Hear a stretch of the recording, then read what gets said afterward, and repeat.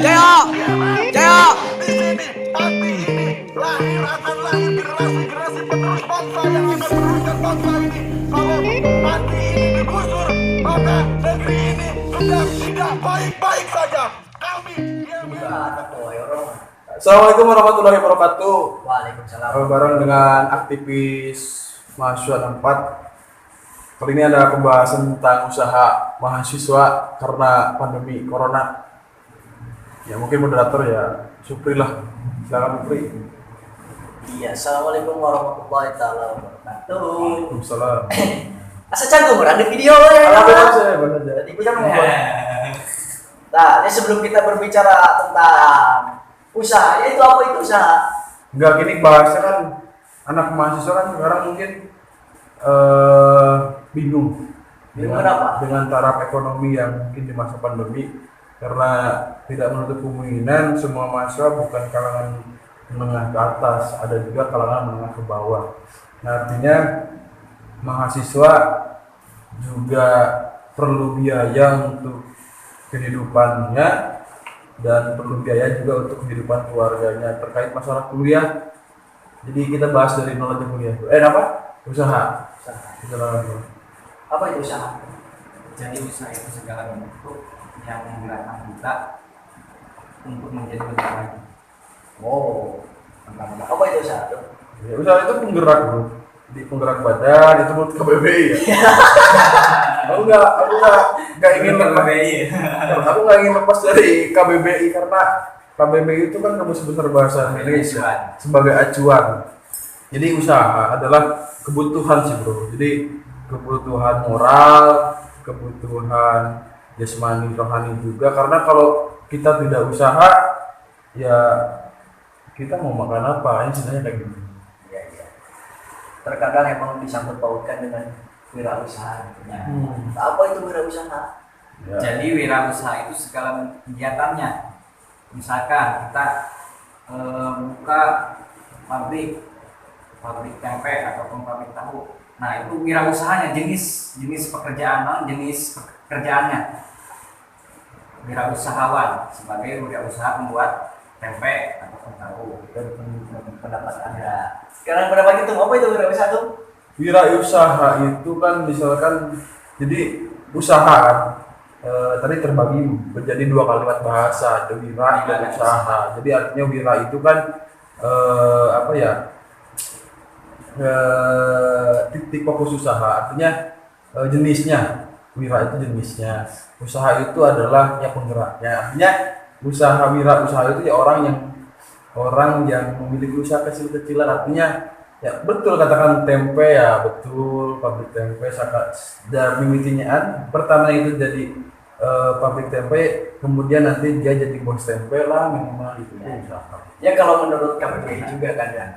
Yang disebut wira itu kan yang punya nama pemilik itu wira. Usaha apa? Usaha itu adalah kegiatannya. Contoh, saya punya pabrik gasolin nih, nama Supriyatna. Otomatis wiranya itu Supriyatna. Usahanya apa? Ya membuat gasolin kayak gitu kan.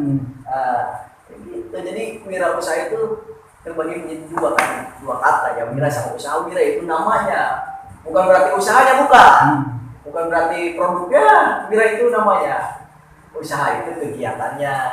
Nah, yang jadi permasalahan gini, bro, karena banyak yang nonton mungkin nanti, karena mahasiswa terkadang fokus dengan usaha terkait masalah tadi dibahas kelas menengah ke bawah dan kelas menengah ke atas. Kalau kelas menengah ke atas artinya dia punya ayah dan ibu, basicnya orang kaya, karena tidak semua mahasiswa kan orang kaya, bro. Iya.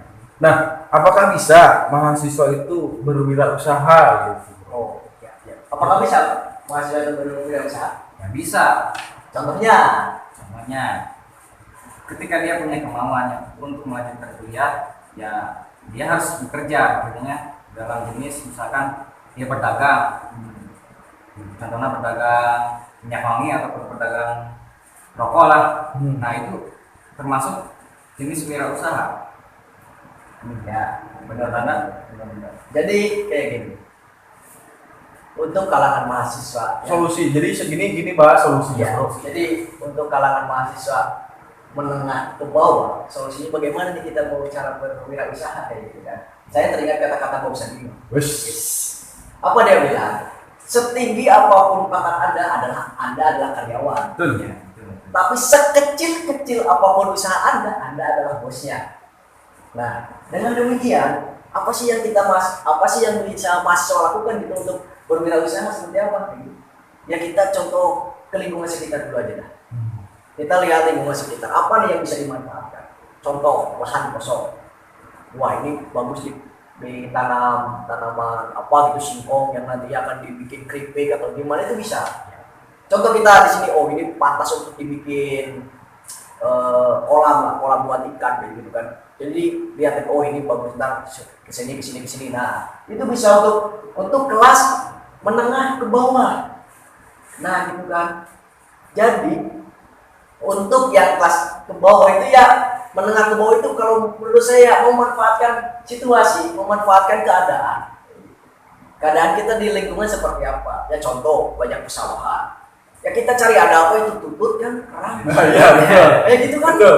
Itu ciri khas anak kampung. Ciri khas anak kampung itu dah. Iya. Jadi kreativitas itu ditunjukkan, bro. Jadi emang kita tuh terpaku, emang kita harus kerja di mana, gajinya sekian, padahal di lingkungan kita pun kita bisa jadi bosnya gitu. Contoh ya Betul. saya itu belajar kayak gitu. Betul. Kita memanfaatkan Alam. sumber daya alam gitu kan, tanpa merusaknya seperti itu. Ya, jadi terkait, berarti kalau saya pribadi memang betul kata Bob Sadino, ya, jadi diimplementasikan kepada telunjuk istilah.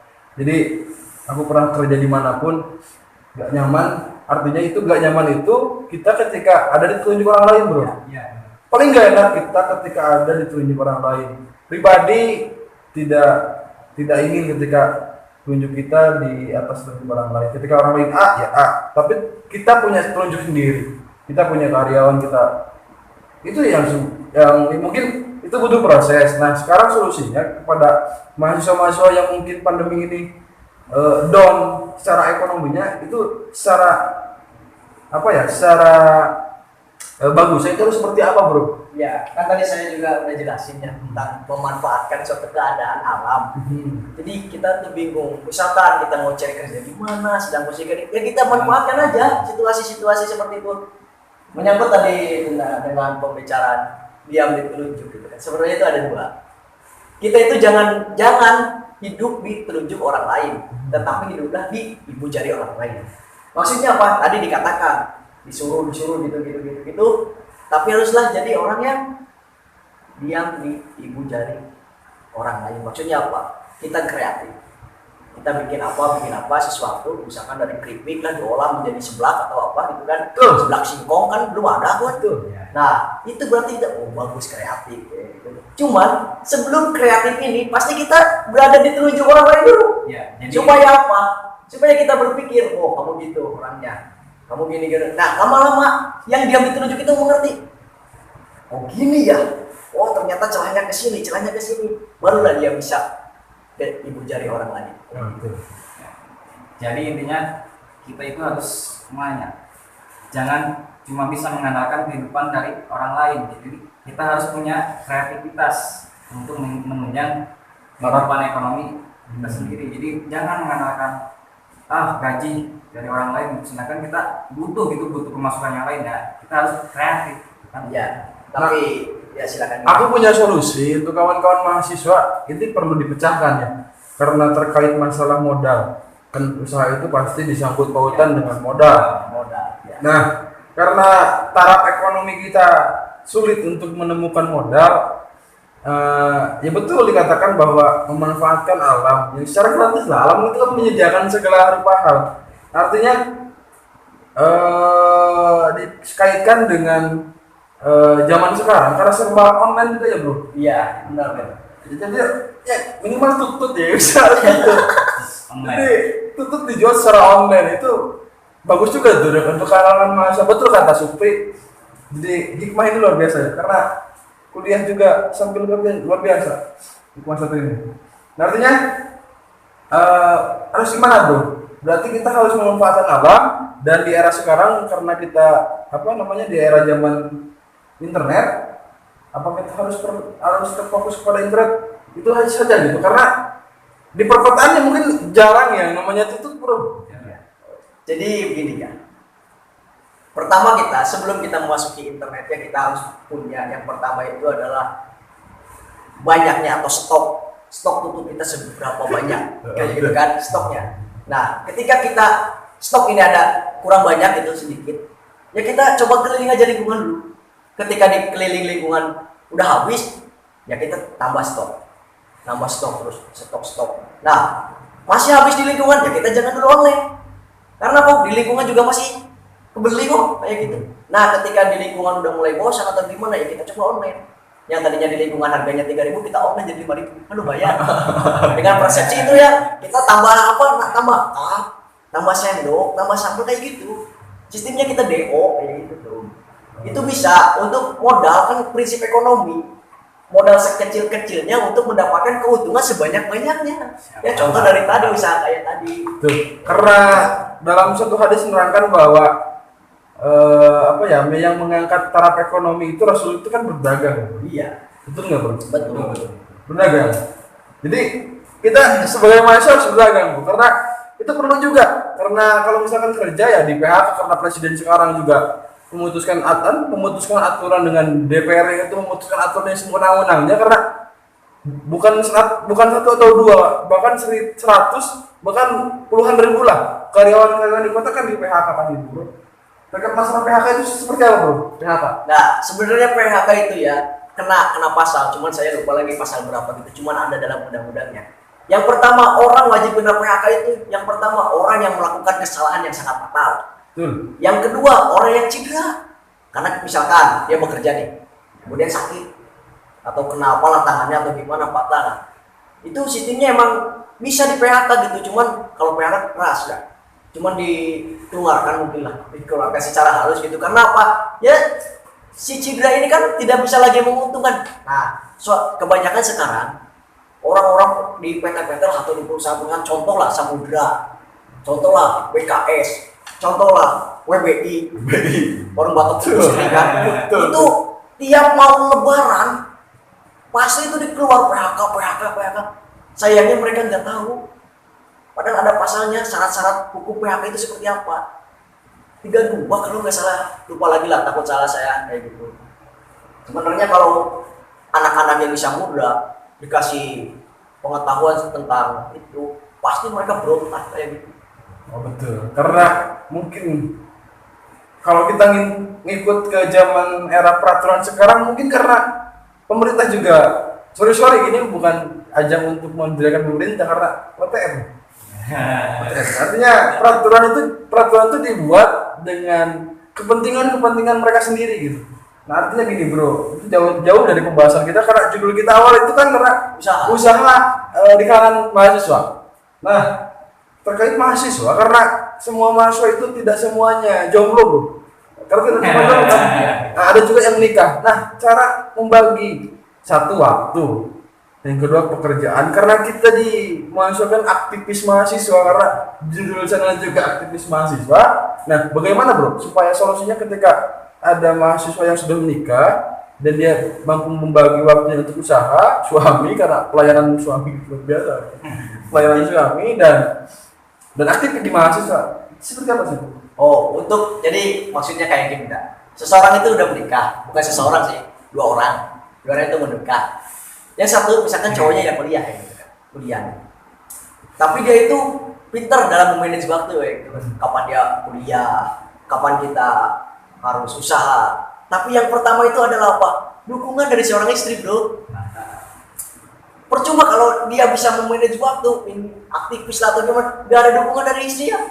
Lah buat apa sih kamu gitu-gitu, mending kerja terus, capek-capek aktivis, dapat duit kagak kan ya gitu. Cuman memang dikembalikan lagi untuk pada pasangannya, terutama pasangannya kita harus harmonis lah, saling membantu, saling mendukung. Ibarat kutub utara dengan kutub selatan, jadi saling menarik, kompak coy. Ya gitu, kalau kutub utara dengan kutub utara ya bertolak belakang terus kayak gitu. Berarti istilahnya sebagai pernikahan sebagai kemaslahatan sosial itu mungkin yang dimaksud rezeki itu bukan artian kalau sudah jadi aktivis mahasiswa yang sudah menikah, berarti kalau usaha itu ya menjadi apa ya, menjadi kiblat kita atau hanya menjadi sunnah? Gini loh, bahasanya wajib dan sunnah. Aktif di mahasiswa ketika menikah wajib atau sunnah gitu bro. Terkait masalah usaha, membagi waktu itu berarti membagi waktu kan? Iya. Membagi waktu ya, karena tidak semua orang bisa aktif di mahasiswa karena ya mungkin pembagian waktunya gini bro. Usahanya itu berarti solusi untuk kalangan aktivis mahasiswa yang sudah menikah kembali lagi kepada tadi ya, mungkin online bro. Iya. Atau gimana bro? Jadi maksudnya kayak gini ya. Maksud mungkin saya tangkap. Jadi tugas seorang suami itu ketika suami itu kuliah, dia itu harus aktivis. Apa yang diwajibkan itu apakah aktivis ataukah usaha? Kalau menurut saya keduanya itu bisa komplit. Lewat aktivisnya bisa lewat usaha. Balance lah ya. Balance. Kita aktif nih, organisasi gini. Otomatis apa? Keaktifan kita dikenal oleh banyak orang, dikenal oleh masyarakat. Wah, dia itu gini. Ketika mempromosikan sesuatu, tolong dong, gini, saya promosikan ini. Kalau promosikan pasti banyak channel, banyak link, banyak kenalan. Otomatis, wah saya pesen satu, gitu. Kayak gitu lah. Jadi antara aktif dengan usaha itu emang satu kesatuan yang tidak dapat dipisahkan menurut saya. Oh, berarti solusinya bukan kerja di orang lain ya bro. Iya. Nah, karena ketika gini, takut gini bro, aku lain bukan takut sih ya, lucu aja. Ketika kerja di orang lain, misalkan sebagai aktivis mahasiswa yang menjadi barometer perjuangan mahasiswa, ketika kerja di orang lain misalkan besok ketika akan rencanakan demo misalkan, ya, izin dulu aku mau demo kan gitu kan. Iya. Itu juga kan? Itu juga. Karena Enak. aku mikir lucu aja ini mah lucu, karena itu enak juga karena berarti fokusnya ke mana bro? Oh jadi gini, seseorang itu sedang terkait kontrak, sedang bekerja di seseorang itu. Tapi suatu ketika dia ada panggilan, ayo kita berangkat demo misalkan Bandung, Ya, panggilan jihad lah gitu. panggilan jihad. Ya kalau dia yang pertama itu kan samina watona kalau saya tahu kan. Betul. Jadi mengikuti apa kata pemimpinnya gitu kan. Sedangkan emang yang bosnya itu dia pemimpinnya juga gitu kan. Sama-sama pemimpin nih. Sama-sama pemimpin nih. Yang pertama cuman dalam konteks kerjaannya dulu seperti apa? Apakah sistem kontrak yang tidak bisa dapat dihentikan waktunya atau hanya sistem yang gajinya per hari gitu kan. Kalau gajinya per bulan ya pasti emang agak sulit untuk memikir gitu kan. Untuk memilih yang mana nih. Sedangkan saya harus gini sama ini, sedangkan saya harus gini sama bos. Cuman terkadang saya pernah ngalamin seperti itu. Saya lagi kerja nih. Supre, mana di kerja tuh, sini merapat, oke siap. Nah intinya apa? Selagi pekerjaan yang ini bisa ada penggantinya, kenapa kita tidak bisa ikut? Kita lemparkan aja, biar gak apa-apa kita kasih uang pada mereka. Kalau kasar-kasar gini, bro, gantian orang gawe lah, kayak kurang beri duit sekian, orang yang itulah kali itu, pasti nerima itu. Ya bos pun, boy bilang sama bos juga, bos bayangna, saya mau ikut dulu demo ke sana, gitu kan. Ntar yang masuk sih itu dulu, bisa kayak gitu. Otomatis bos asal ada pengganti yang mau, pasti nggak apa-apa. Itu yang saya alami seperti itu. Baik, jadi disimak lah, jadi dari awal sampai akhir bagaimana kalau misalkan mahasiswa itu usaha, ya berarti bisa, karena taraf zaman sekarang mungkin bisa diatur karena satu memanfaatkan keadaan zaman era globalisasi ini yang artinya itu internet, kita memanfaatkan internet dan memanfaatkan alam juga tanpa modal juga bisa kan tutut Ya. hidup Paling tutut. kecil. Jadi ini gitulah, saya mencoba untuk mempraktekkan yang merealisasikan prinsip ekonomi kayak gitu. Ya, Coba. jadi usaha online bisa wajar, dan kalau misalkan kamu juga punya modal sedikit bisa lah, modal sedikit ya buat bumbu si tutut gitu kan. Saya tuh kalau berbicara tentang usaha saya sangat berinisiatif sama sekali. Berinisiatif ya. Egois saja dalam usaha. Saya ingin menang. Contohnya apa? Ya saya kecil-kecil aja. Yang pertama tuh, padahal pemikiran saya udah banyak loh. Yang pertama, terutama tadi terkait modal ya. Kalau untuk misalkan saya beli bebek 10 lah contoh. Bertelur 7. Harga bebek 60.000. 6 kali 10 berarti 600.000. Kita bertelur sehari 7. Harga telur misalkan 3.000. Otomatis yang 600.000 itu berapa paling udah keganti kan, selama 3 bulan juga udah keganti, udah lebih kayak gitu. Apalagi kalau kita buat telur asin dari bebek tersebut, kita jual telur matanya, kita jual telur asinnya, itu lebih mantap lagi. Itu yang pertama. Yang kedua apa, kalau kita ada modal kita beli kambing lah. Kita beli kambing itu jantan, bukan jantan sih kalau kambing, bandot. Jadi kalau kambing itu apa sih bahasanya ya, jalu lah, jalu gitu kan. Kita beli dere, kalau dere itu jadi si kambing yang baru lepas nyusu gitu kan, lepas asik kayak gitu, lepas asi. Nah itu otomatis kan harga paling berapa, 300, 400. Nah sistemnya kita membesarkan, modalnya apa coba, cuma rumput yang gitu doang, cuma hasilnya antar kesananya, wah mantap, pokoknya modal bakal kembali dah. Betul. Kayak gitu. Betul. Jadi untuk mahasiswa jangan takut untuk berkarya lah. Walaupun nggak punya modal, kan tadi ada yang memanfaatkan alam. Kita singkong, kita nanam singkong selama 6 bulan lah.